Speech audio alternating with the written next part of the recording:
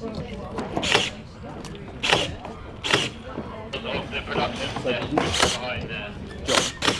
double check with Keith from Brad Morel that that's okay. You know what? That's fine. Then they've been got. Don't need them right down the bottom. Yeah, they need two more at the top. Two at the top. I don't know.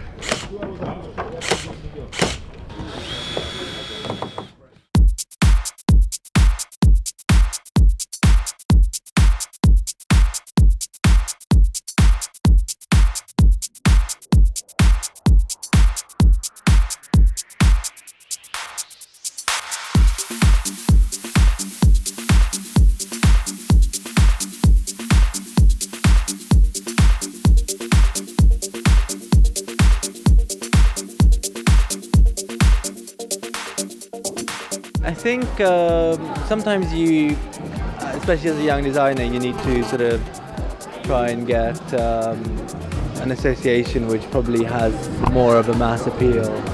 And I think you tend to keep your sort of like certain things you want to keep quite exclusive, and other things you want to actually not necessarily let go of, but actually get it out to a wider sort of audience, basically. And I think No7, it's got an amazing legacy. I mean, it's been around, I can't remember, from the 30s, I think, is it?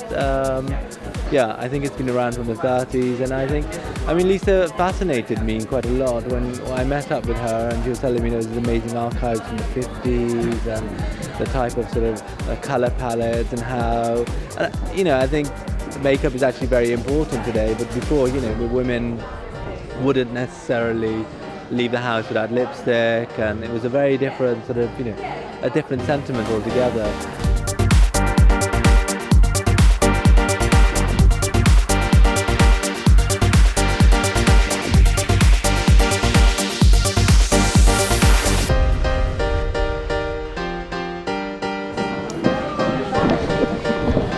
So Sarah, I'm using, this is the new No7 mascara, which is fantastic.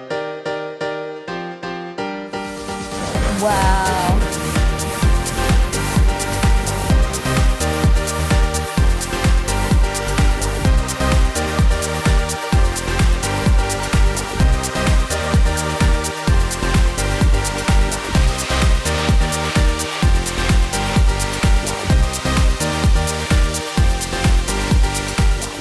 So working with Osman has been absolutely amazing. I mean, he's a great colourist and I'm really into colour. So when two colourists get together, loads of exciting things happen. So arriving at his studio, going through all his inspiration, all his swatches, all of his colour was just incredible. I mean, I literally got my paint box out there and we started mixing all these different coral colours, which you've seen at the show today.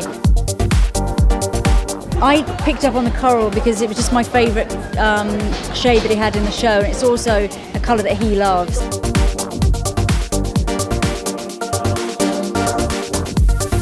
So for the rest of the face, I thought it should be more about a handsome beauty rather than a pretty look, because obviously the coral lips were very pretty and they sort of took the focus. So I used a Protect and Perfect foundation, which is fantastic. This is the new foundation. It's just great for smoothing out flaws, but it still looks really natural, so you don't get that kind of, you can't see the makeup sitting on top of the skin, which in this venue was really important because it's all daylight. Everyone was very close up to the models, and I didn't want them to be able to see any foundation at all on the skin.